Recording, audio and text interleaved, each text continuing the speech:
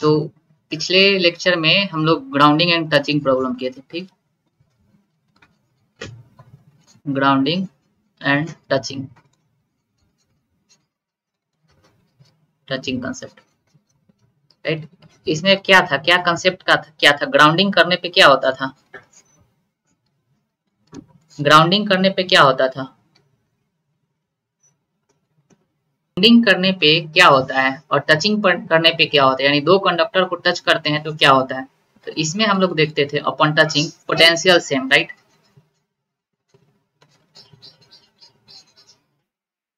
Yes sir, हाँ sir. Grounding और touching, touching में क्या होता था, पोटेंशियल सेम होता था, किसका, जिस कंडक्टर को टच करते थे, टच होने वाले कंडक्टर का पोटेंशियल सेम होता था, राइट। और इसमें क्या होता था, चार्ज का ट्रांसफर होता, पोटेंशियल सेम करने के लिए क्या करता था, चार्ज का ट्रांसफर करता था, चार्ज रीडिस्ट्रीब्यूशन होता था, राइट। और ग्राउंडिंग में क्या था, चूंकि अर्थ का पोटेंशियल क्या है, जीरो। ग्राउंडिंग का क्या मतलब हुआ, अर्थ से कनेक्ट करना, राइट। ग्राउंडिंग का क्या मतलब, कनेक्टेड टू द अर्थ। तो upon grounding potential became zero, upon grounding potential became zero, right. ध्यान रहे, चार्ज जीरो हो यह जरूरी नहीं है, क्या जीरो हो जाता था, पोटेंशियल, हाँ पोटेंशियल जीरो। चार्ज एक हम लोग क्वेश्चन किए थे जिसपे charge minus negative charge induced हो गया था, राइट। तो पोटेंशियल जीरो हो जाए, चार्ज जीरो हो यह जरूरी नहीं है, ठीक है। अब चलो इन दोनों के एप्लीकेशन पोर्शन का हम लोग कुछ क्वेश्चन न्यूमेरिकल डिस्कस करते हैं, राइट। आज हम लोग का पूरा जो फोकस होगा इस पे बेस्ट न्यूमेरिकल पे होगा, ठीक है। चलो तो सबसे पहले हम लोग शेल प्रॉब्लम करते हैं, राइट। ये सारा चीज बता दिए हैं, ठीक है, उसी को कंसेप्ट यूज करें। क्या होमवर्क दिए थे, होमवर्क में क्या था, कितना कंडक्टर था, 3।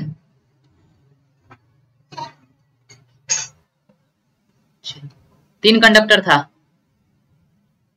राइट। 2 ही कंडक्टर था, ठीक, ठीक है चलो 2 कंडक्टर था, राइट। और इस हाँ, छोटा वाला अर्थ से कनेक्टेड था, अच्छा अर्थ से कनेक्टेड था, राइट। और इस सेंटर पे चार्ज कितना था, Q। और इस पे बड़ा वाला पे 4Q, राइट। और पूछ रहा था S1 पे चार्ज कितना होगा, यही ना, find charge on S1 when it is connected to the ground।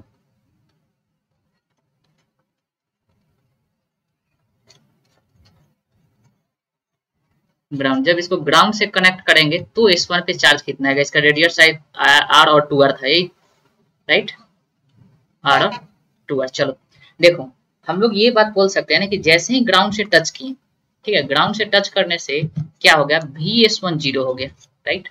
तो ये हम लोग को पता चल गया कि पोटेंशियल जीरो होगा, लेकिन क्या चार्ज भी जीरो हो यह जरूरी है क्या, नहीं, चार्ज जीरो हो यह जरूरी नहीं है।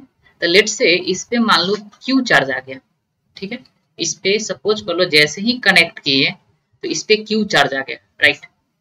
अब हम लोग S1 का पोटेंशियल जीरो करेंगे, ठीक है। अब क्या करेंगे, S1 का potential zero, now VS1 equal to zero, और VS1 निकालना सिखा दिए थे। VS1 एक तो इस चार्ज की वजह से निकलेगा, एक S1 की वजह से निकलेगा और एक S2 की वजह से, राइट। यानी हम इसको VS1 को लिखेंगे तो एक VQ की वजह से, प्लस V एक खुद की वजह से, और प्लस V एक S2 की वजह से। तो देखो SQ की वजह से कितना हो जाएगा, Q की वजह से अगर लिखना है तो KQ by R smaller, right, KQ by R। और खुद की वजह से जो सरफेस का होगा KQ by R, plus S2 की वजह से K4Q बाई 2R, और this is equal to zero. क्या इसको सॉल्व करेंगे तो यहाँ से Q आ जाएगा, नेगेटिव में आ जाएगा, राइट। तो ये तुम्हारा हो जाएगा चार्ज ऑन S1, ठीक है। यानी कि अगर इतना चार्ज रहेगा तब हम लोग पोटेंशियल निकालेंगे S1 का, तो ये 0 हो जाएगा। यानी कि बेसिकली क्या कर रहा है, यह ग्राउंडिंग करने पे चार्ज को, यानी या तो चार्ज ले सकता है या चार्ज दे सकता है, राइट, दोनों काम करता है ग्राउंड। उसका काम है सिर्फ पोटेंशियल को 0 करना, ठीक है, वो एक्चुअल में पोटेंशियल को 0 कर देता है, राइट। हो गया, ठीक है। अब चलो अब न्यूमेरिकल इस पर कुछ करते हैं, सेल प्रॉब्लम में हम लोग न्यूमेरिकल करते हैं, ठीक है। चले क्वेश्चन, ठीक है,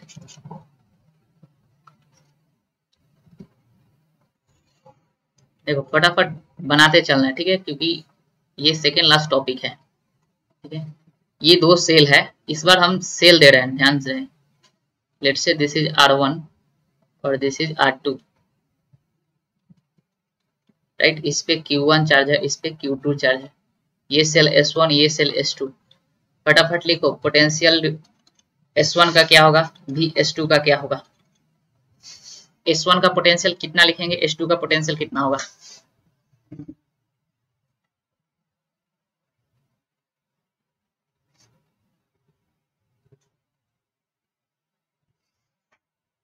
भी S1 का पोटेंशियल कितना होगा, देखो एक तो खुद की वजह से, प्लस एक क्योंकि S1 जो है, यानी ये सेल 1, यह Q2 के लिए यानी S2 के लिए इंटीरियर पॉइंट है कि नहीं। तो पोटेंशियल वही हो जाएगा जो S2 का होगा, राइट। देखो S1 की वजह से हो जाएगा KQ1 by R1 plus S2 की वजह से हो जाएगा KQ2 by R2। This is the potential of cell S1, यानी इनर सेल का पोटेंशियल हो गया, इनर सेल पोटेंशियल, राइट। और S2 के लिए क्या करेंगे, VS1 प्लस VS2, क्योंकि जो S2 का पोटेंशियल होगा S1 की वजह से भी होगा और S2 की वजह से होगा। बट देखो यहाँ पर जो S1 की वजह से होगा वह चार्ज कैसा, इंटीरियर पॉइंट है, तो यह Q1 कहाँ हम लोग एज्यूम करेंगे, सेंटर पे। तो क्या लिखेंगे, KQ1 बाई R1 या R2, right, KQ2 by R2। तो देखो इन आउटर पॉइंट के लिए simple KQ1 plus Q2 by R2 आ गया। ध्यान से देखो Q एक्चुअल में क्या लिखना है, ये दिस इज Q टोटल, यानी आउटर पॉइंट के लिए हम लोग वही कंसेप्ट एज्यूम करेंगे कि चार्ज को कहाँ कंसीडर कर लेंगे, सेंटर पे, राइट। तो this is the potential of S1 and S2, ठीक है, हो गया। आगे चले, एक और क्वेश्चन करता हूँ, एक और क्वेश्चन करते हैं। इस बार 3 सेल दे देते हैं, राइट।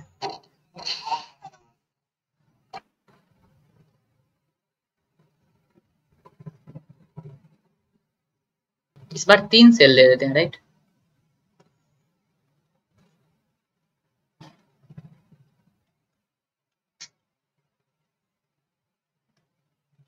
ठीक है, radius R, 2R and 4R, right.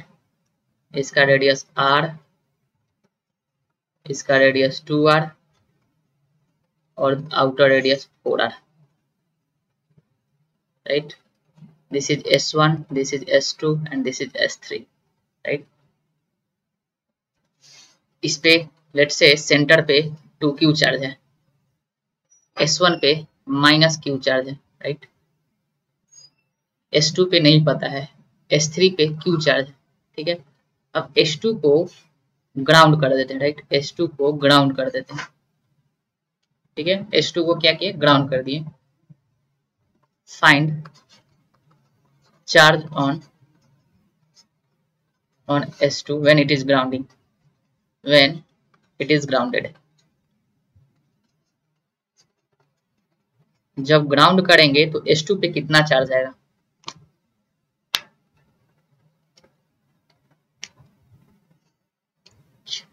Question समझ में आया। इस बार 3 सेल है, राइट। इस और मिडिल सेल को हम ग्राउंड कर रहे हैं, तो ग्राउंड करने पे इस पे कितना चार्ज डेवलप होगा, क्या 0 होगा, ठीक है, या फिर निगेटिव होगा या पॉजिटिव होगा।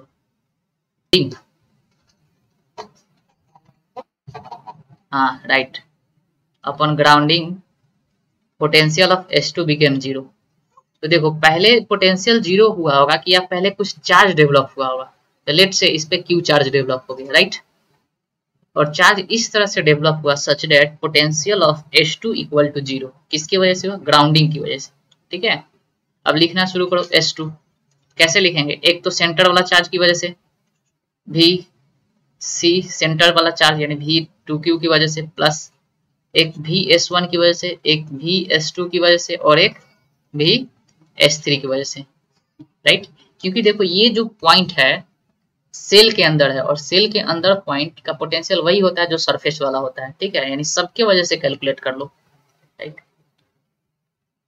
2Q की वजह से कितना हो जाएगा फटाफट बोल दो। 2Q की वजह से पोटेंशियल कितना हो जाएगा S2 का? K2Q बाई R या 2R? 2R right. S1 की वजह से K minus Q by 2R right, plus S2 की वजह से S3 की वजह से राइट। ये लिखने आ जाएगा ना तो कभी गलत नहीं हो जाएगा। यहां से देखो कैलकुलेट करो, Q बराबर कितना आ गया, सॉल्व कर लो। -1.5 राइट, दिस इज आंसर। यानी इस पर नेगेटिव चार्ज डेवलप हो जाएगा राइट। अब जब इस चार्ज का वैल्यू -1.5 क्यू रख के अगर इसका पोटेंशियल कैलकुलेट करोगे तो अब जीरो आ जाएगा S2 का पोटेंशियल। यानी ग्राउंडिंग करने पे बेसिकली पोटेंशियल को जीरो कर देता है। ठीक है, चलो हो गया।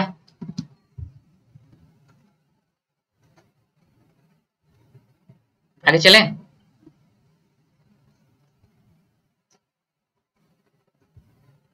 अब एक टर्म आता है, एक टॉपिक पढ़ते हैं, energy density right. Energy density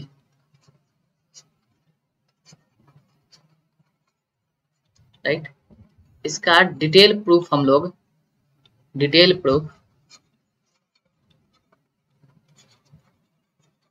in capacitor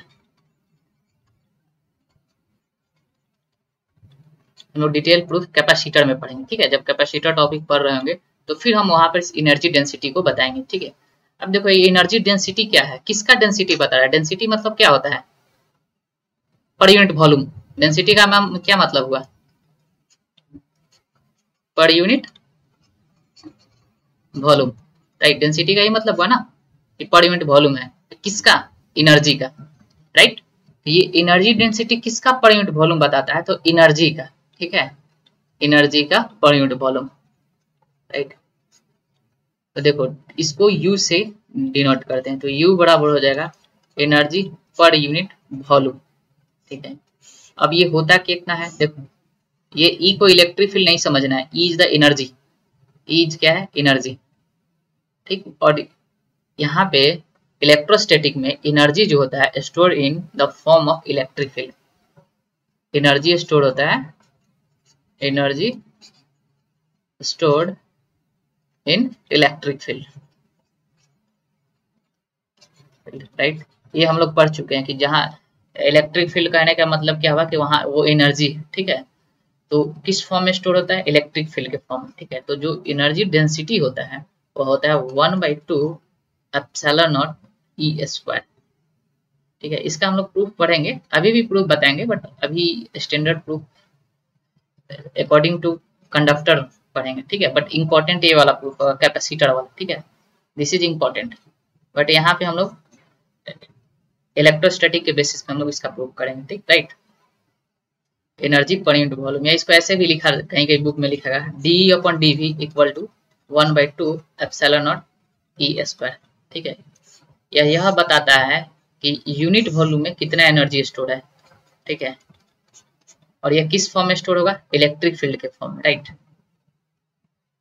यहाँ तक कोई दिक्कत?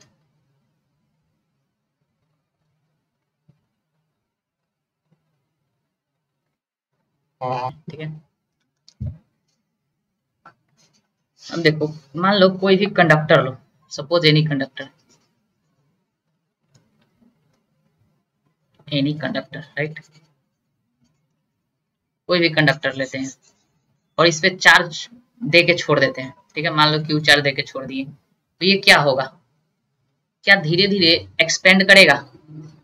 एक बात बताओ, क्या धीरे धीरे एक्सपेंड करेगा? जब चार्ज देके किसी कंडक्टर पर छोड़ देंगे तो उसमें क्या एक्सपेंशन होगा? बोलो, हम क्या बोल रहे हैं बताना, कि चार्ज देके जब छोड़ देते हैं तो क्या एक्सपेंशन होगा कंडक्टर में? धीरे धीरे, बहुत स्लोली होगा, बट होगा ना, क्योंकि चार्ज की वजह से फोर्स डेवलप होगा, और फोर्स की वजह से प्रेशर डेवलप होता है, और प्रेशर कितना होता है? Sigma square by 2 epsilon not. इसका मतलब चार्ज देके छोड़ देंगे तो यह कंडक्टर फूलने लगेगा, समझ में आ रहा है ना? चार्ज देके जैसे ही इसको छोड़ेंगे तो धीरे धीरे यह फूलने लगेगा, बट बहुत कम, राइट। किसकी वजह से होता है? Due to electrostatic pressure, static pressure, क्योंकि जैसे ही चार्ज देंगे इसमें प्रेशर डेवलप हो जाएगा और धीरे धीरे ये एक्सपेंड करने लगेगा, ठीक है, राइट। देखो हम क्या बोल रहे हैं कि अगर किसी कंडक्टर पे हम चार्ज देते हैं, उसको छोड़ते हैं, तो वो कंडक्टर धीरे धीरे एक्सपेंड करने लगता है, यानी फूलने लगता है। इसका रीजन क्या है? Electrostatic pressure. क्या रीजन है? इलेक्ट्रोस्टैटिक प्रेशर, राइट, ठीक है। अब सपोज कर लो कि इसका एरिया, इस कंडक्टर का, let A be the surface area of conductor,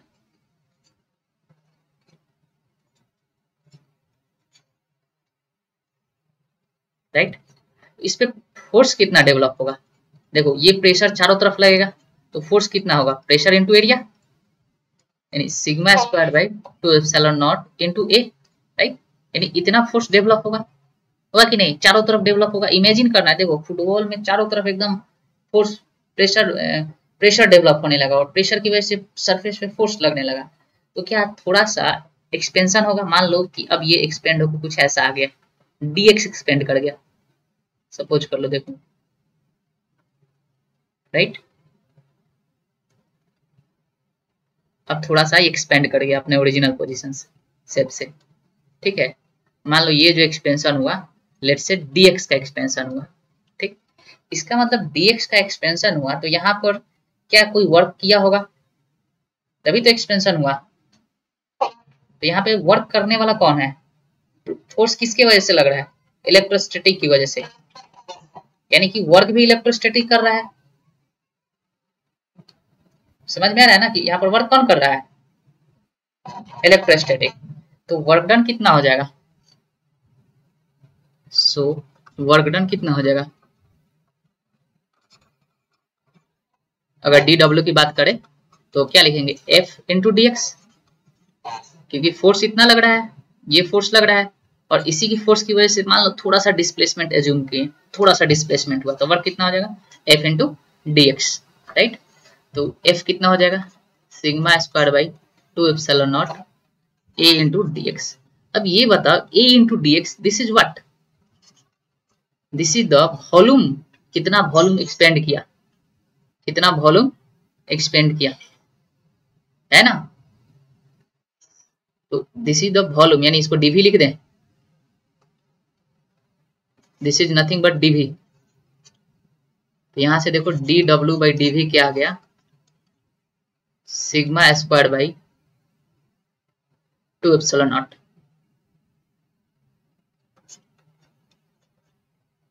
सही है,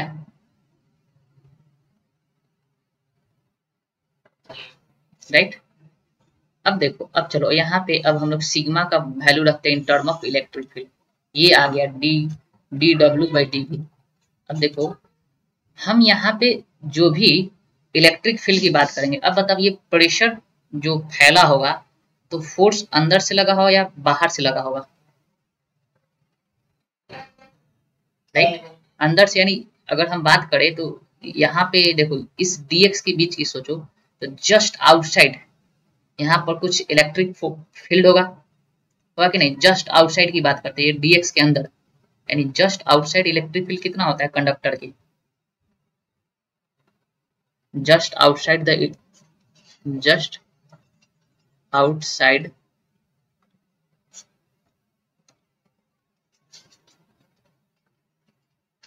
ई कितना होता है, sigma by epsilon not, right. देखो क्या यहाँ पे जो इलेक्ट्रिक फील्ड होगा इसी की वजह से ना, समझ रहे हो ना कि इसकी वजह से फोर्स बाहर की तरफ लग रहा होगा हर जगह, समझ रहे हैं ना। देखो जस्ट आउटसाइड, बहुत दूर की बात नहीं कर रहे, जस्ट आउटसाइड की बात करें तभी ये एक्सपेंड हुआ होगा, right. Just outside electric field कितना होता है, सिग्मा बाय एप्सिलॉन नॉट। तो यहाँ से सिग्मा क्या आ गया, एप्सिलॉन नॉट इंटू ई।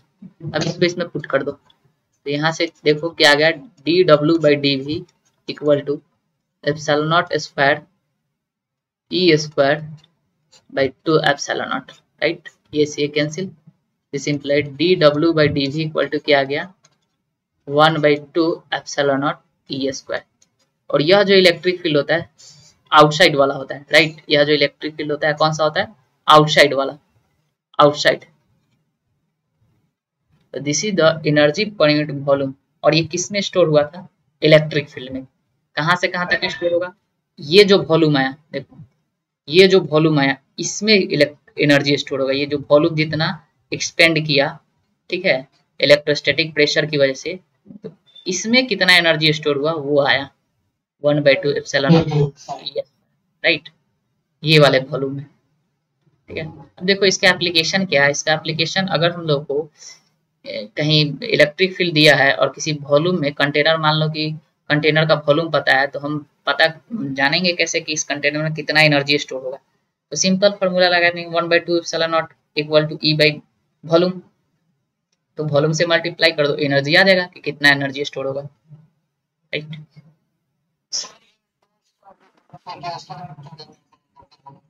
कौन सा, हाँ देखो इसके बाद बताया कि यहाँ पे हम लोग को सिग्मा को एक्चुअल में इलेक्ट्रिक फील्ड के टर्म में लाना है, क्योंकि जो भी एनर्जी स्टोर हो रहा है वो इलेक्ट्रिक फील्ड की वजह से आ रहा है, राइट। यहाँ पे जो फोर्स डेवलप हो रहा है बाहर की तरफ, ये किसकी वजह से हो रहा है, इलेक्ट्रिक फील्ड की वजह से, राइट। फोर्स किसकी वजह से डेवलप होगा, इलेक्ट्रिक फील्ड की वजह से डेवलप होगा, राइट। यानी कि अब देखो just outside the conductor electric field कितना होता है, सिग्मा बाय एप्सिलॉन नॉट। तो हम लोग क्या लिखे, ई को हम लोग लिख सकते हैं ना सिग्मा बाय एप्सिलॉन नॉट। यहाँ से सिग्मा का वैल्यू क्या आ गया, एप्सिलॉन नॉट इनटू ए। इसको पुट कर दो, यहाँ से D W by D V क्या आ गया, 1/2 epsilon not E square, right. हो गया। इसका एप्लीकेशन देखो, एप्लीकेशन क्वेश्चन से समझते हैं, राइट। एक इसका एप्लीकेशन एक क्वेश्चन से समझते हैं, ठीक है। मान लो एक इनफाइनाइट शीट ले लो, ठीक है। ये सपोज कर लो this is the infinite sheet. देखो समझते हैं इनफाइनाइट शीट। अब तुमको पता है ना इनफाइनाइट शीट की वजह से इलेक्ट्रिक फील्ड कांस्टेंट होता है ना। अब यहाँ पे एक क्यूब रखा हुआ है, क्यूब ऑफ साइड ए, ठीक है। किसी डी डिस्टेंस की दूरी पे मान लो एक क्यूब रखा हुआ है एक तरफ, cube of side A, find energy store in the cube and energy store in the cube.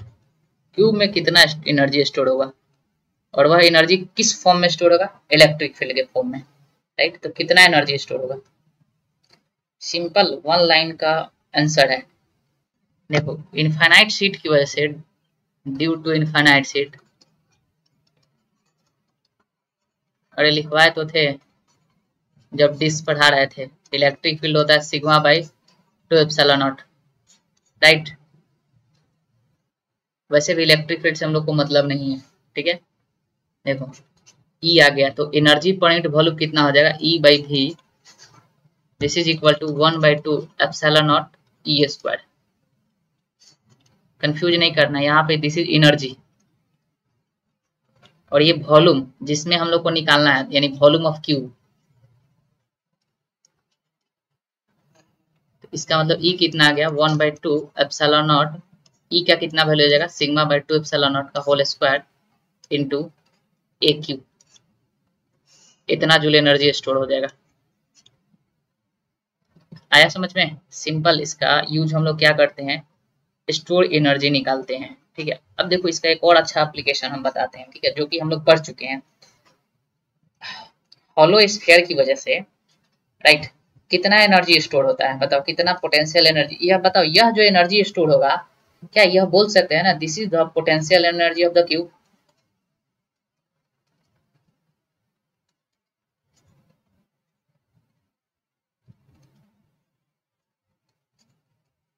ये सही है कि नहीं? यह एनर्जी किस फॉर्म में स्टोर होगा क्यूब में? पोटेंशियल एनर्जी के फॉर्म में स्टोर होगा, राइट। तो अब हम लोग पढ़ चुके हैं कि हॉलो स्फीयर का पोटेंशियल एनर्जी कितना होता है, किसी को याद है? के क्यू स्क्वायर बाई 2r। और कहां से कहां तक स्टोर होता है, आर से लेके इंफिनिटी तक में किस फॉर्म में स्टोर होता है? तो in the form of electric field, right. तो क्या हम लोग इस एनर्जी डेंसिटी की मदद से हम लोग वो चीज ड्राइव कर सकते हैं? हो सकता है कि नहीं? क्या बता रहे हैं, चलो ये मेरा स्फीयर है, राइट।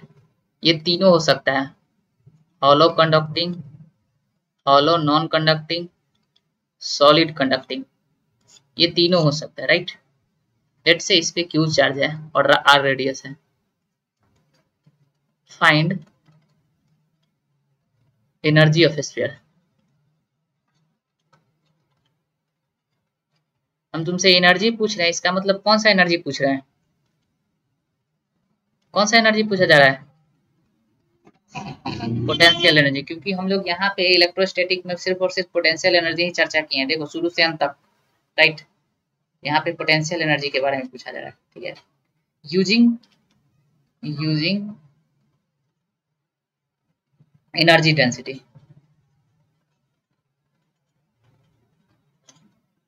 एनर्जी डेंसिटी के कंसेप्ट से हम लोग को निकालना है। देखो इसका ऑलरेडी आंसर पता है कि जो पोटेंशियल एनर्जी आता है, एनर्जी जो आता है वो आता है के क्यू स्क्वायर बाई 2r।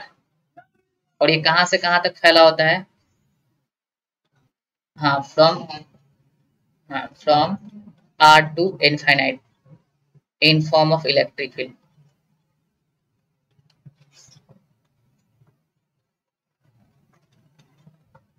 और वैसे भी समझ जाना, जहां भी इलेक्ट्रिक फील्ड लगा वहीं एनर्जी होगा। तो इस तीनों इसके वजह से इलेक्ट्रिक फील्ड होगा कहाँ? आर से लेकर इन्फिनिटी तक। अंदर तो इलेक्ट्रिक फील्ड 0 होता है, तो एनर्जी अंदर तो होगा नहीं, तो सारा एनर्जी कहाँ होगा? बाहर होगा। ठीक है, ट्राई करो फटाफट। पहले वाला हम लोग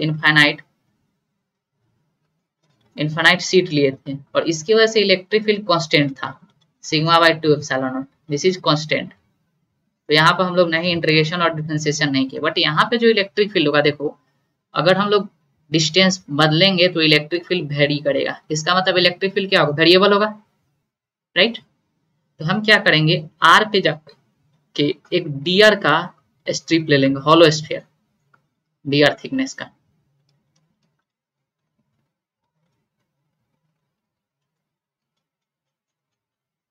ठीक है, डीआर थिकनेस का, राइट। आवाज आ रहा है? क्या किए, आर पे जाके डीआर थिकनेस का एक हॉलो स्फीयर ले लिए, ठीक है। अब देखो ये एक्चुअल में मोटा होगा, राइट, ये कुछ तुम्हारा थिक होगा, ठीक है।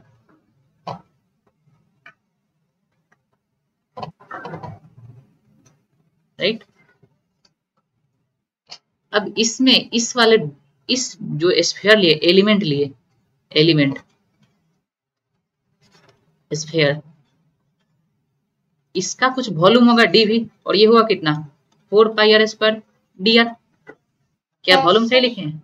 तो इस वॉल्यूम में पहले निकाल लो कितना एनर्जी पर यूनिट वॉल्यूम है, राइट। यानी अगर हम इस वॉल्यूम में एनर्जी कैलकुलेट करना चाहें तो D W by D V को क्या लिख देंगे? 4 pi R square D R. यह कितना हो जाएगा? 1/2 epsilon not E square, right. और इस पॉइंट का इलेक्ट्रिक फील्ड, देखो इस पॉइंट का इलेक्ट्रिक फील्ड कितना हो जाएगा? ई तुम्हारा आ जाएगा K Q by are square. ये क्या हो जाएगा 1/2 epsilon naught K Q by are square small R, right, small R square. तो यहां से देखो डी डब्ल्यू क्या आ गया, डी डब्ल्यू ये हो जाएगा 1/2 epsilon naught K Q by are square into 4 pi R square D R, right. ठीक है, यहां तक किसी को दिक्कत? अरे इसका स्क्वायर था ना, कंफ्यूज नहीं करो, इसका स्क्वायर था ना, राइट। तो यहां से इसको सॉल्व करेंगे आएगा तो क्या आ जाएगा के square epsilon naught q square by 2 into 4 पाई, ये सारा चीज कांस्टेंट है, ये बाहर हो जाएगा और आर स्क्वायर कट जाएगा तो नीचे आर स्क्वायर बचेगा और डी आर, ये डी डब्ल्यू हो गया। देखो तो सही लिखे, सही लिखे डी डब्ल्यू। देखो इलेक्ट्रिक फील्ड की जगह लिख दिया के क्यू बाई आर स्क्वायर, सही है। तो देखो यहाँ से डी डब्ल्यू यानी वर्क डन कितना हो जाएगा, जो वर्क डन होगा वही एनर्जी स्टोर हो जाएगा, राइट। तो वर्क डन अगर निकालना चाहें इंटीग्रेशन डी डब्ल्यू, यानी इधर भी इंटीग्रेशन करेंगे तो देखो के epsilon naught q square 4 pi by 2 बाहर आ जाएगा, यानी 4 पाई के square epsilon naught q square by 2 बाहर आ गया, integration 1 by are square D r. But limit कहां से कहां तक लगाएंगे, एक बात बताओ, लिमिट कहां से कहां तक लगेगा, आर का लिमिट 0 से लेके कहां तक रखेंगे, लिमिट कहां से कहां तक रखेंगे, फटाफट बोलो। अरे 0 से क्यों लेंगे, जो बोल दिए वही मानेगा तुम लोग यार। इलेक्ट्रिक फील्ड एग्जिस्टे कर रहा है आर से लेके इन्फिनिटी तक, तो हम लिमिट कहां से लेंगे, आर से लेके इनफाइनाइट। चलो इसको सॉल्व करो और सिंप्लीफाई करो, तुम्हारा आ जाएगा K Q square by 2 R. Solve and simplify you get K Q square by 2 R, same, ठीक है, सेम। देखो ये इंडिपेंडेंट है, independent of shape and side. यह जो इक्वेशन है D W by D V यानी एनर्जी पर यूनिट वॉल्यूम, यह इंडिपेंडेंट है, किस नेचर का फील्ड है, कैसा है, सबसे इंडिपेंडेंट है, ठीक है। सिर्फ और ई का वैल्यू रख दो, ऑटोमेटिक आ जाएगा, राइट।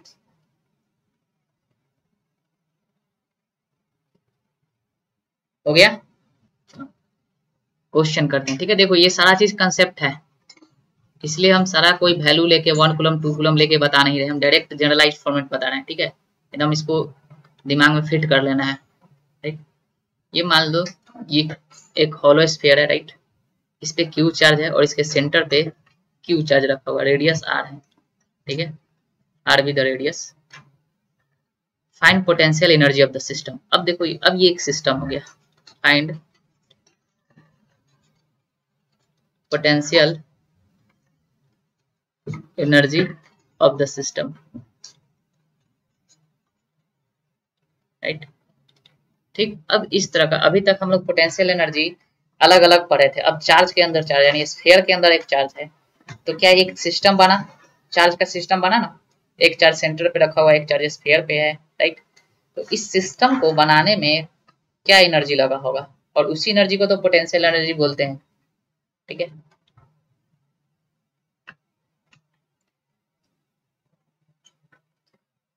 पोटेंशियल एनर्जी क्या लगता है, क्या होता है, जो सिस्टम को बनाने में एनर्जी लगता है।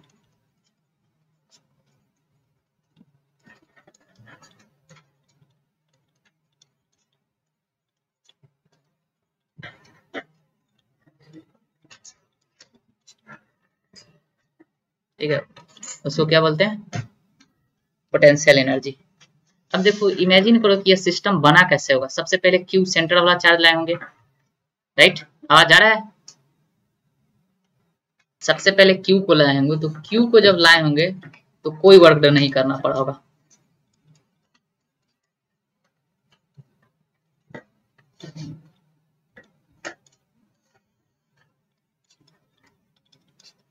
समझ में हो आ रहा है ना, कि क्यू को लाए होंगे तब कोई वर्क डन नहीं करना पड़ेगा, लेकिन जैसे ही इस वाले क्यू को लाएंगे तो वर्क डन करना पड़ेगा, राइट। अब देखो यहाँ पे एक तो इन दोनों के इंटरेक्शन की वजह से एनर्जी होगा कि नहीं? ये दोनों आपस में इंटरेक्ट करेगा कि नहीं? हम लोग पढ़े हैं ना, potential energy of two charge, potential energy due to two charge क्या होता है? के Q1 Q2 बाई आर। तो एक तो इन दोनों के इंटरेक्शन की वजह से, और दूसरा इस स्फीयर को बनाने में जो लगा होगा वो, ये बना कैसे होगा? देखो, एक तो स्फीयर बना तो उसको बनाने में जो लगा that is called self energy, ठीक। और एक इन दोनों की वजह से तो उसको बोलेंगे इंटरेक्शन एनर्जी। तो यहाँ पे जो एनर्जी ऑफ द सिस्टम हो जाएगा, यानी पोटेंशियल एनर्जी हो जाएगा, एक तो सेल्फ की वजह से हो जाएगा, सेल्फ मतलब किसका? स्फीयर का, प्लस एक इंटरेक्शन एनर्जी हो जाएगा, राइट। तो सेल्फ किसका? स्फीयर का। स्फीयर को बनाने में कितना एनर्जी लगता है? इंटरेक्शन एनर्जी इन दोनों की वजह से, this is the potential energy of the system. यानी ये वाला सेल्फ एनर्जी कहलाता है। खुद की वजह से कितना एनर्जी हुआ, थोड़ी देर तो पहले हम लोग पढ़े थे, एनर्जी स्फीयर का एसएनसी, एचसी, एससी यानी हॉलो कंडक्टर, इन सब की वजह से जो पोटेंशियल एनर्जी आता है उसी को सेल्फ एनर्जी कहते हैं, क्योंकि वो खुद को बना रहा है। बट अब यहाँ पे दो चार्ज हो गया तो इसमें इंटरेक्शन भी होगा, तो एक इंटरेक्शन एनर्जी हो गया, राइट।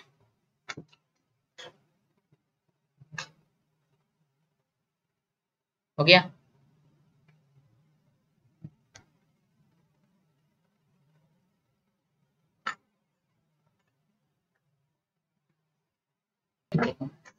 कंसेप्ट, छोटा सा कंसेप्ट है, क्वेश्चन का ही कंसेप्ट है, राइट। दो स्फीयर लेते हैं, हॉलो स्फीयर ही ले लो, राइट। एक पे पॉजिटिव चार्ज दे दो प्लस क्यू, रेडियस आर, एक पर नेगेटिव चार्ज दे दो माइनस क्यू, रेडियस आर।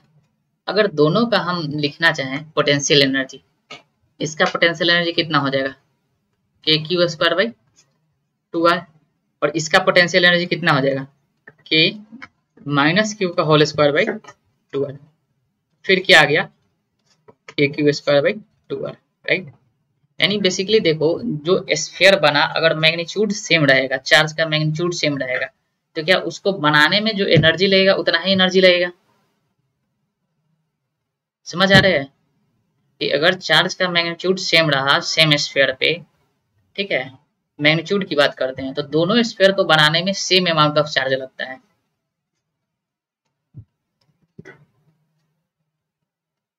और इसी को बोलते हैं सेल्फ एनर्जी, यानी खुद को बनाने में।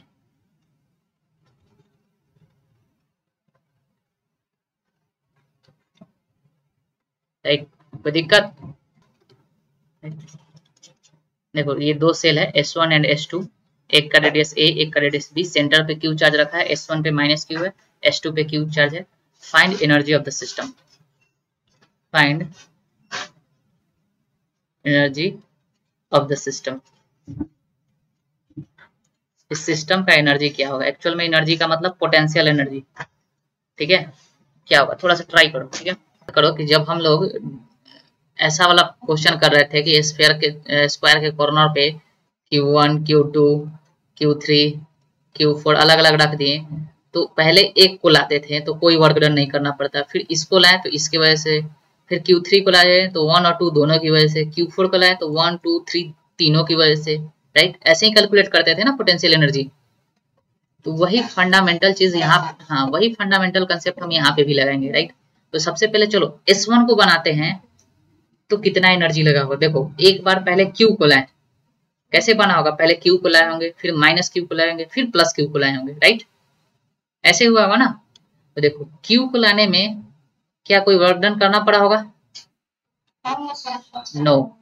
ठीक, अब देखो, एक S1 को बनाए, ठीक है, S1 को बनाए तो इसको बनाने में एक तो इसका खुद का सेल्फ एनर्जी लगेगा, यानी के minus Q square by 2a,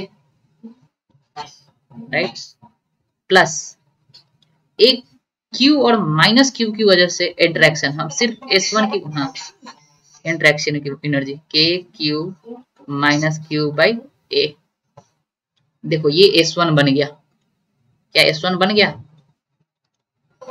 फिर प्लस। अब S2 को बनाते हैं, तो H2 को जब बना रहे थे तो एक इसका खुद का एनर्जी के Q square by 2b plus. अब देखो यह दोनों से इंटरेक्शन करेगा, एक बार सेंटर वाला से भी करेगा और एक बार स्फीयर S1 से भी करेगा। तो सेंटर वाला से करेगा तो क्या होगा, के क्यू बाई बी। समझ में आ रहा है ना, इस सेंटर वाला से किया के क्यू बाई बी, और S1 से करेगा तो S1 इनसाइड है तो इसको भी हम कहाँ जूम कर लेंगे, सेंटर पे। तो प्लस के q minus q by b हो गया। This is the potential energy of the system. एक लाइन में लिख लो, समझ में आया, एक एक करके बनाओ। पहले क्यू को बनाए, देखो यह क्यू को लाने में कोई वर्क डन नहीं करना पड़ा, लेकिन S1 को लाए तो एक इसको खुद बनाए होंगे और इस दोनों की वजह से इंटरेक्शन भी हो रहा होगा। तो ये सेल्फ हो गया, ये इंटरेक्शन हो गया, S1 बन गया। फिर S2 को लाए तो दिस इज सेल्फ इसका S2 का, और यह दोनों इंटरेक्शन हो गया। ठीक है, this is the potential energy of the system. समझ में आ गया। चलो एक और क्वेश्चन देखते, आगे चले।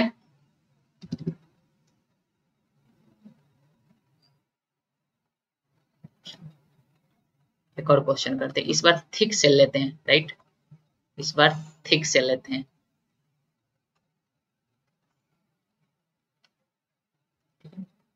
थिक सेल कहने का मतलब इसमें मटेरियल भरा हुआ है।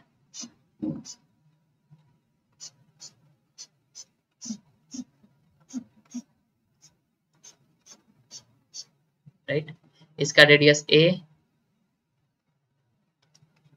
इसका रेडियस b, और सेंटर पे क्यू चार्ज है। राइट, सेंटर पे क्यू चार्ज है। ठीक है, सेंटर पे क्यू चार्ज रखती है। ठीक है, ये इनिशियली न्यूट्रल था, यानी ये अनचार्ज कंडक्टर था। ठीक है, उसके बाद सेंटर पे क्यू रख दिए। Find potential energy of the system.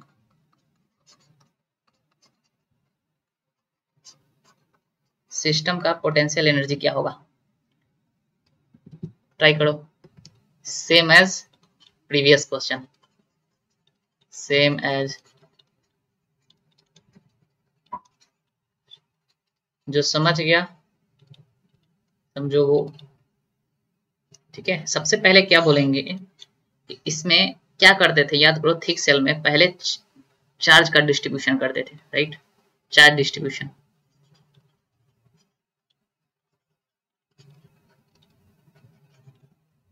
यानी, और उसके बाद सेल में कन्वर्ट कर लेते थे, सेल बनाते थे। देखो तो सेंटर पे क्यू है तो इस इधर क्या माइनस क्यू, इस पे क्या आ जाएगा प्लस क्यू, यानी कि this is equivalent to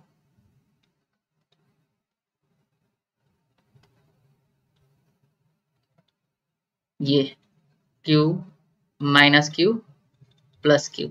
right, ये A और ये B, ये S1 और ये S2। तो ये तो सेम ही क्वेश्चन हो गया ना, समझ में आ रहा है ना। क्या करेंगे, जब भी थिक सेल का प्रॉब्लम हम लोग किए तो उसको चार्ज डिस्ट्रीब्यूट करके उसको सेल में कन्वर्ट कर देते थे, और सेल में कन्वर्ट करने के बाद जो हम लोग का फंडामेंटल फॉर्मेट था वही अप्लाई कर देते थे। राइट, सेम ये यूज कर लेंगे। ठीक है, यानी सेम आंसर क्या होगा, सेम होगा, जो प्रीवियस क्वेश्चन का आया था वही आंसर हो गया। ठीक, चलो हो गया, लिख लेना सब, दोनों क्वेश्चन सेम है।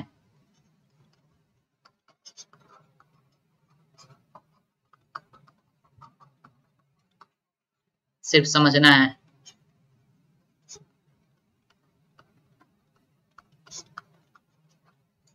हो गया, एक और क्वेश्चन करते हैं, इसका लास्ट टाइप। ठीक है, देखो ये सारा चीज क्वेश्चन भी है और कंसेप्ट भी है। इस बार दो अलग अलग स्फीयर लेते हैं। राइट, चलो एक का रेडियस ले लो r, एक का रेडियस ले लो 2r। ठीक, इस पे भी क्यू चार्ज ले लो।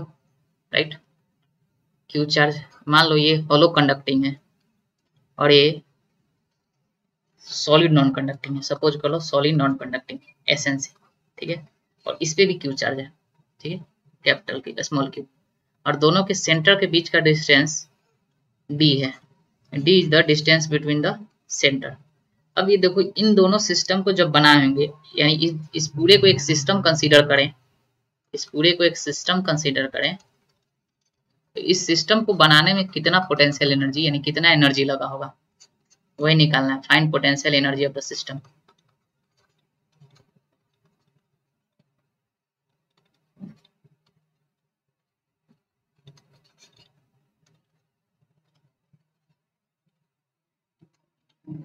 ठीक है, पोटेंशियल एनर्जी कितना होगा, देखो पहले इसको लाए होंगे, तो इसको लाने में ये चार्ज तो था नहीं, तो इंटरेक्शन एनर्जी होगा नहीं, बट इसका सेल्फ एनर्जी होगा, तो सेल्फ एनर्जी होलो कंडक्टिंग का कितना हो जाएगा, K Q square by 2r, plus जब इसको लाए होंगे तो एक तो इसका सेल्फ एनर्जी भी होगा और इन दोनों की वजह से इंटरेक्शन एनर्जी होगा, तो सेल्फ एनर्जी क्या हो जाएगा 3k स्क्वायर बाई 5r, क्योंकि ये सॉलिड है, ध्यान से देखो ये सॉलिड नॉन कंडक्टिंग है, तो इसमें यानी कि पूरे अंदर भी चार्ज है, ठीक है, अब प्लस एक इन दोनों की वजह से इंटरेक्शन एनर्जी, और सॉरी हाँ 10r हो जाएगा, right, radius 10r, right, 2r 10r, right right, और एक इंटरेक्शन एनर्जी हो जाएगा के क्यू बाई बी, यही तो पोटेंशियल एनर्जी हो गया सिस्टम का।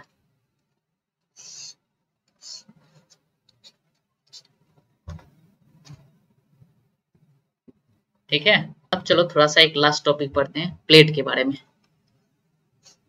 प्लेट,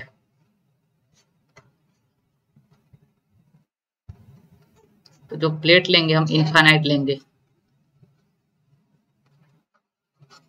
ठीक है, इनफाइनाइट प्लेट, हाँ ये लास्ट है, और एक हम लोग ग्राफ पढ़ेंगे इसके बाद, ग्राफ, एक सेकेंड, प्लेट पढ़ने के बाद हम लोग ग्राफ पढ़ेंगे, ठीक है। सपोज कर लो इनफाइनाइट प्लेट, अब देखो प्लेट भी दो तरह का होगा, एक कंडक्टिंग प्लेट और एक नॉन कंडक्टिंग,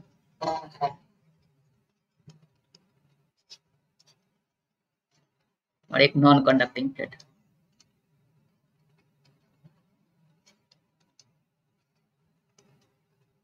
कंडक्टिंग मतलब कंडक्टर का, ठीक है, देखो चलो एक प्लेट बनाते हैं,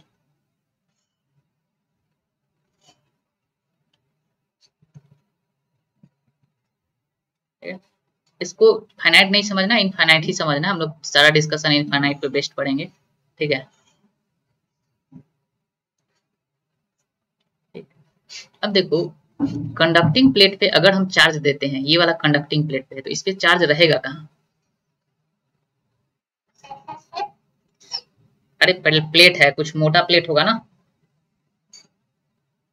कंडक्टिंग पे, सॉरी हाँ ये मोटा प्लेट होगा, तो जो भी चार्ज देंगे वो सारा चार्ज कहाँ आ जाएगा, सरफेस पे, ठीक है, राइट, सारा चार्ज कहाँ आ जाएगा, सरफेस पे। तो इसमें क्या डिफाइन होगा, सिग्मा या क्यू, इसमें क्या डिफाइन होगा, सिग्मा या q, sigma rho lambda, sorry sigma rho lambda, इसमें क्या डिफाइन होगा, सिग्मा रो लेमडा, क्या डिफाइन होगा, सिग्मा डिफाइन, राइट। तो देखो मेनली सिग्मा ही लिखना सीखना है, सिग्मा कूलम पर मीटर स्क्वायर। अब एक बात बताओ, थोड़ी देर के लिए सोचो, ये अगर इनफाइनाइट होता, ठीक है, अगर हम इस प्लेट को इनफाइनाइट लेते हैं, तो इधर तो ये फैलते जाता, राइट, ठीक है, तो ये अगर हम इस पे क्यू चार्ज देंगे तो कितने तरफ डिवाइड होता क्यू चार्ज, देख इधर भी सरफेस पे आता और इधर भी सरफेस पे आता, यानी कि इस पे इफेक्टिवली टोटल सरफेस कितना हो जाता, 2, तो सिग्मा अगर लिखेंगे तो हम लोग क्या लिखेंगे, क्यू बाई 2a, समझ में आया कि नहीं। कंडक्टिंग में ध्यान से देखो, कंडक्टिंग में अगर सिग्मा लिखेंगे तो क्या लिखेंगे, क्यू बाई 2a, राइट। अब देखो नॉन कंडक्टिंग में चार्ज देंगे तो क्या सरफेस पर रहेगा कि पूरा डेप्थ में चला जाएगा, डेप्थ में चला जाएगा, तो अगर इसका हम लोग सिग्मा लिखना चाहे तो क्या लिखेंगे, क्यू बाई ए, क्योंकि यह अगर इधर से देखो या इधर से देखो एक ही एरिया दिखाई देगा। समझ में आ रहा है ना?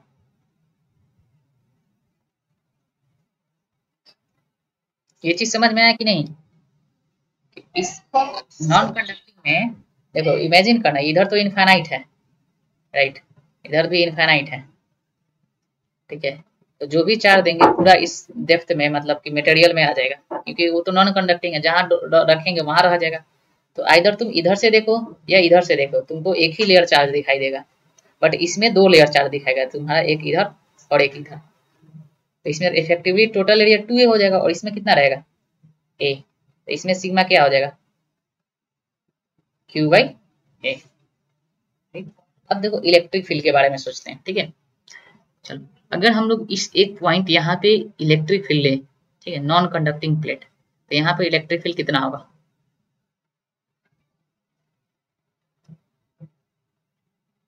ध्यान से देखो, non conducting plate act like a disc, एक सिंगल डिस्क की तरह बिहेव कर रहा है। समझ में आ रहा है कि नहीं? इनफाइनाइट सिंगल डिस्क, यह non conducting act like infinite single disc, और इनफाइनाइट सिंगल डिस्क की वजह से इलेक्ट्रिक फील्ड क्या होता है, सिग्मा बाई 2 एप्सिलॉन। तो ये हो जाएगा इलेक्ट्रिक फील्ड। और देखो ये इंडिपेंडेंट ऑफ डिस्टेंस हो गया, independent of distance.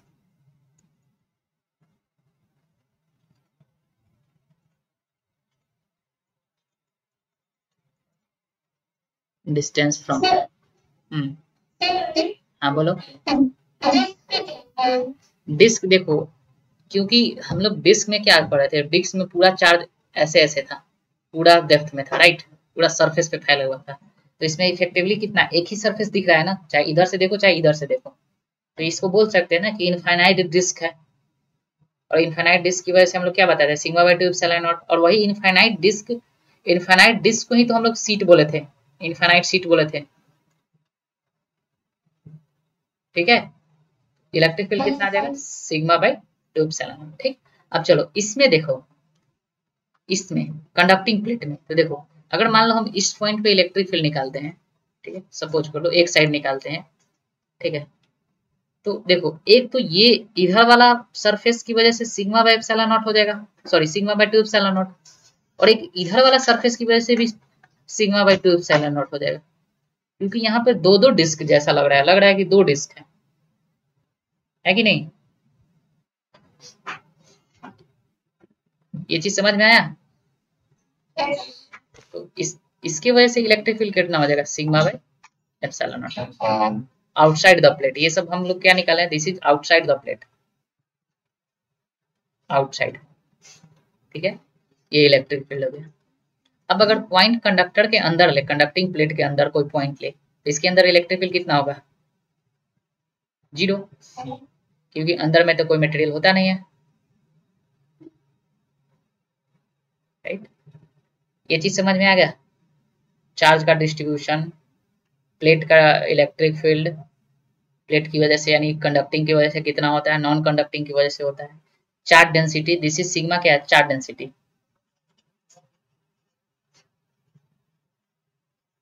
Charge density कैसे लिखते हैं, राइट, इस पे charge density, non conducting plate पे चार्ज डेंसिटी कैसे लिखते हैं, राइट, ये सब हुई, ठीक है। यहाँ तक कोई डाउट? अब चलो अब एक कंसेप्ट पढ़ते हैं, ठीक है। अगर हम लोग इस सिग्मा को देखो, due to non conducting plate,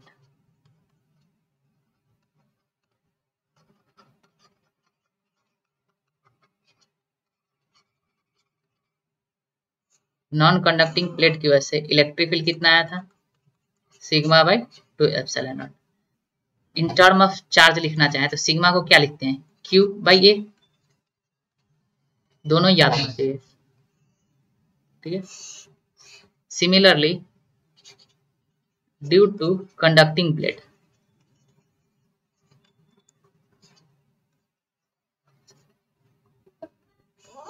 electric field कितना आ गया, sigma by 700, but in term of charge sigma को क्यू बाई 2a लिखते थे।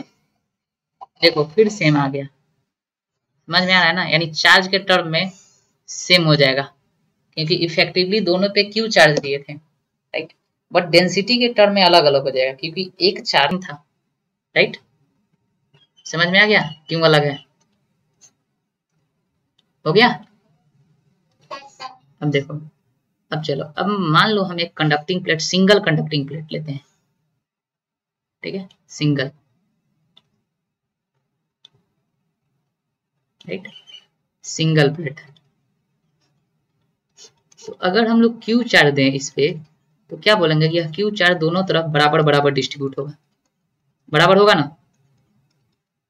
क्योंकि इसको इफेक्ट करने वाला कोई दूसरा चार्ज नहीं है।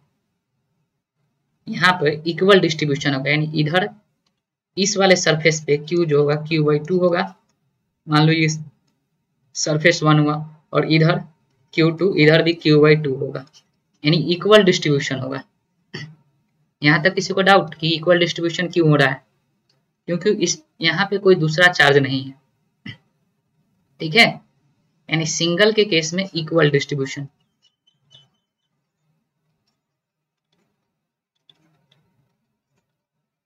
राइट। अब क्या करते हैं, डबल ले लेते हैं नाउ। अब 2 प्लेट ले लो,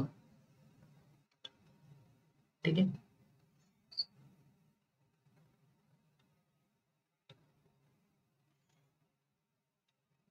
दो प्लेट ले लो, ठीक है।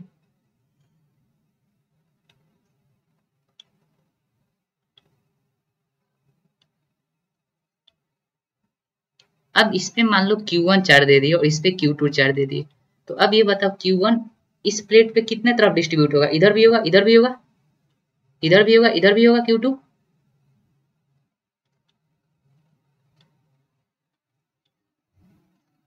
आवाज आ रही है, इक्वल होगा या अनइक्वल होगा, यानी बराबर डिस्ट्रीब्यूट होगा, बराबर, हाँ डिस्ट्रीब्यूशन हो, वो यह जरूरी नहीं है, क्योंकि यहाँ पर एक दूसरे चार्ज की वजह से इलेक्ट्रिक फील्ड आ जाएगा। और तुम याद करो कि जैसे ही इलेक्ट्रिक फील्ड में कंडक्टर को रखते थे तो चार्ज के डिस्ट्रीब्यूशन को चेंज कर देता था, ना। तो इसलिए हम लोग यहाँ पे लिख दिए कि मान लो लेट से इधर Q1 चार्ज आ गया, इधर Q2 आ गया, इस पे इधर Q3 आ गया और इस पे Q4 आ गया। तो एक बात तो तय है कि इस कंडक्टर के लिए, इस प्लेट के लिए Q1 प्लस Q2 वो मेरा कैपिटल Q1 होगा, हुआ कि नहीं, और इस प्लेट के लिए Q3 plus Q4, sorry small Q4, ये मेरा Q2 होगा।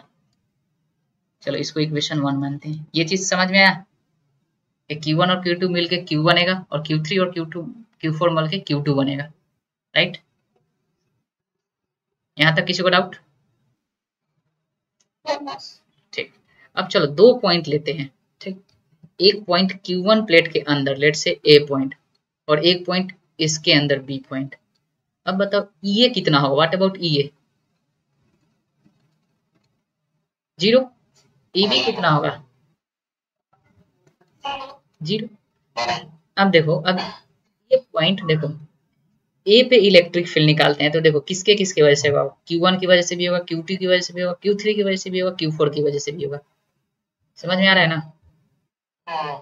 अब देखो ए पॉइंट, चलो समझते हैं, ठीक, ए पॉइंट के बारे में डिस्कस करते हैं। ए पॉइंट इधर है, राइट, यहाँ पे करते हैं, एक सेकंड। ए पॉइंट इधर है, ठीक, और इसके इधर Q1 है, राइट, यानी इधर कहीं Q1 है, Q1 प्लेट है, इधर Q2 है, इधर Q3 है, इधर Q4 है, और हम बोल रहे हैं कि at a electric field is 0 because, क्यों, it is inside the conductor.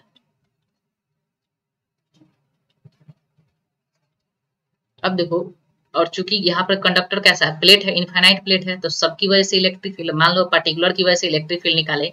देखो यहाँ भी एक प्लेट है, चलो ऐसे रख देते हैं, प्लेट, इनफाइनाइट प्लेट, यहाँ भी एक इनफाइनाइट प्लेट है, राइट, यहाँ भी एक इनफाइनाइट प्लेट है, हम तोड़ दिए, अलग अलग कर दिए, यहाँ भी एक इनफाइनाइट प्लेट है, राइट। तो देखो अगर इस पॉइंट पे इलेक्ट्रिक फील्ड देखा जाए तो Q2, Q3 और Q4 इसकी वजह से इलेक्ट्रिक फील्ड इधर होगा और Q1 की वजह से इलेक्ट्रिक फील्ड इधर होगा, तभी तो जीरो मिल बना होगा। हमको यहाँ पे क्या करना है, जीरो बनाना है। तो देखो इसके वजह से इलेक्ट्रिक फील्ड दूर होगा पॉइंट से, इसके वजह से भी दूर होगा और Q4 की वजह से भी दूर होगा और Q1 की वजह से इधर होगा, तभी तो जीरो हो पाएगा। समझ में आ रहा है ना? यानी कि एट ए लिखना चाहे, इलेक्ट्रिक फील्ड लिखना चाहे तो क्या लिखेंगे, Q1 की वजह से जो इलेक्ट्रिक फील्ड होगा वह इन तीनों के बराबर होगा, यानी कि Q1 by 2a epsilon naught equal to Q2 by 2a epsilon naught plus Q3 by 2a epsilon naught plus Q4 by 2a epsilon naught. Suppose कर लो सारे प्लेट का एरिया सेम है, ठीक है, मान लो let A be surface area of plate, plate सारे प्लेट का एरिया सेम है, ठीक है। यहाँ से देखो एक रिलेशन आ गया, Q1 equal to Q2 plus Q3 plus Q4, इसको इक्वेशन नंबर 2 बोलेंगे, ठीक है। अब सिमिलरली पॉइंट बी के बारे में डिस्कस करते हैं। इस पॉइंट पे भी इलेक्ट्रिक फील्ड क्या होगा, जीरो, यानी एट बी ई क्या होगा, जीरो, बिकॉज यहाँ पर ई लिख लो, because it is inside the point, it is inside the conductor, ठीक है, ये कंडक्टर के अंदर है, ठीक। अब देखो बी पे, यानी बी मेरा कहीं पॉइंट यहाँ है, राइट, बी जो पॉइंट है कहीं यहाँ है, इस पे देखो Q1, Q2, Q3 इन तीनों की वजह से इलेक्ट्रिक फील्ड इधर होगा और Q4 की वजह से इधर होगा, यानी Q4 का इलेक्ट्रिक फील्ड इन सब के बराबर होगा, यानी क्या लिखेंगे, Q4 by 2a epsilon naught equal to Q1 by 2a epsilon naught plus Q2 by 2a epsilon naught plus Q3 by 2a epsilon naught. यहाँ तक किसी को doubt? Q1 plus Q2 plus Q3, this is equation number 3। अब देखो from equation 1, 2 and 3 एक equation ये आ गया, ये दोनों, ठीक है। हम लोग को Q1, Q2, Q3, Q4 को रिलेशन लाना है इन term of capital Q1 and capital Q2, ठीक है। तो जब इसको सॉल्व करेंगे तो एक चीज आएगा, ठीक है, तुम लोग ट्राई करना, ठीक है, हम बताते हैं। ऑन सॉल्विंग इक्वेशन 1, 2 करते हैं 3 को, जब तीनों इक्वेशन को सॉल्व करेंगे तो यहाँ से एक आएगा Q1 equal to Q4 equal to capital Q1 plus capital Q2 by 2। ये याद होना चाहिए कि बाहरी चार्ज, राइट, ये आ जाएगा, ठीक है। देखो यानी ये प्लेट था मेरा,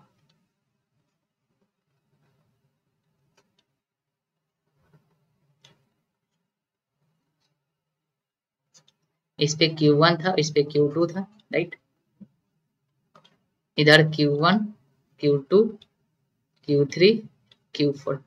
देखो Q1 प्लस Q2 Q1 है, राइट, कैपिटल Q1 है, Q1 plus Q2 capital Q1 है, तो Q2 बराबर क्या हो जाएगा, Q1 माइनस Q1, और यहाँ से वैल्यू रख दो, ठीक है, Q2 निकल जाएगा।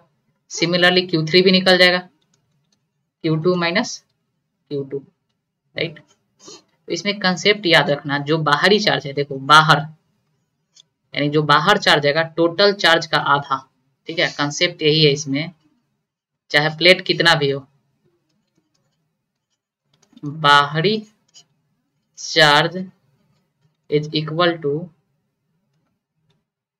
टोटल चार्ज का half, half of total charge, right.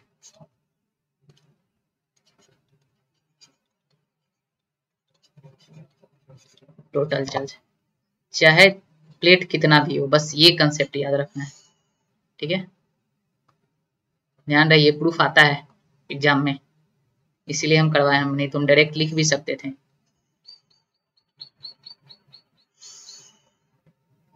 ठीक, बट याद ये रखना है, ये न्यूमेरिकल पर्पस है, ठीक है।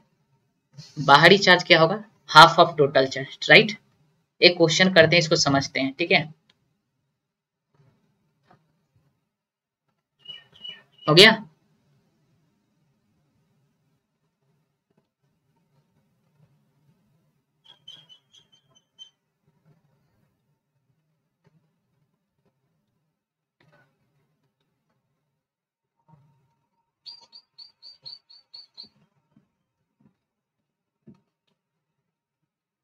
हो गया रिप्लाई। चलो एक क्वेश्चन करते हैं, ठीक है। देखो एक क्वेश्चन, मान लो एक प्लेट है, ठीक, एक प्लेट ये और एक प्लेट ये कंडक्टिंग प्लेट है, राइट। इस पे क्यू चार्ज है और इस पे 2q चार्ज है, राइट। तो बताना है कि इस प्लेट पे इधर कितना Q1 कितना आएगा, Q2 कितना आएगा, Q3 कितना आएगा, Q4 कितना आएगा। चलो हम सोल्यूशन बताते हैं, ठीक है। देखो जो बाहरी चार्ज आएगा हमेशा बराबर होगा, यानी पहली बात याद रखना, Q1 इक्वल टू Q4, यानी बाहरी चार्ज बराबर होता है,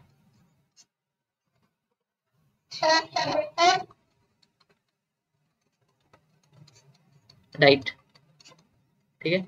और कितना होता है, कितना है, टोटल चार्ज का आधा, यानी Q1 जो हो जाएगा Q प्लस 2q/2, कितना आ गया 3q/2। तो Q4 भी कितना आ जाएगा 3q/2। तो Q2 क्या हो जाएगा, देखो Q2 तुम्हारा आ जाएगा Q माइनस Q1, यानी कितना आ गया Q minus 3q/2 minus Q/2। इसका मतलब अंदर देखो कितना आ गया माइनस Q/2। एक और कंसेप्ट यहाँ से डेवलप करेंगे, इसलिए हम ये क्वेश्चन करें।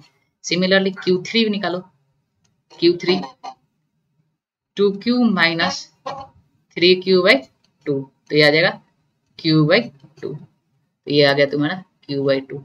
अब देखो दो चीज ऑब्जर्व कर रहे हैं यहाँ पर, ऑब्जर्व करो। पहला कि बाहरी चार्ज बराबर है, राइट, और अंदर वाला चार्ज इक्वल एंड अपोजिट होता है। ध्यान रहे, अंदर वाला चार्ज हमेशा इक्वल एंड अपोजिट होता है, नोट में याद रखना है, अंदर वाला चार्ज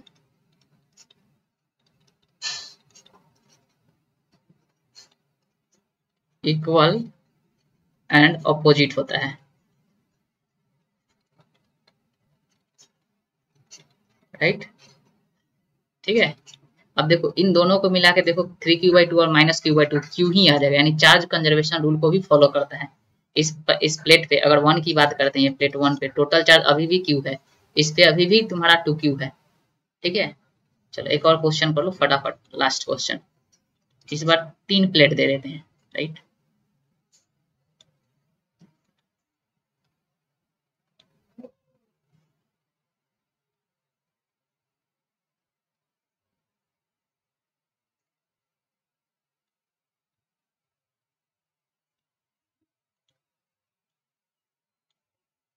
इस पे 4q है, इस पे q है, इस पे माइनस q है, राइट। अब बताना है सबके आउटर और इनर्स, यानी सारे प्लेट पे चार्ज का डिस्ट्रीब्यूशन करो, चार्ज डिस्ट्रीब्यूशन।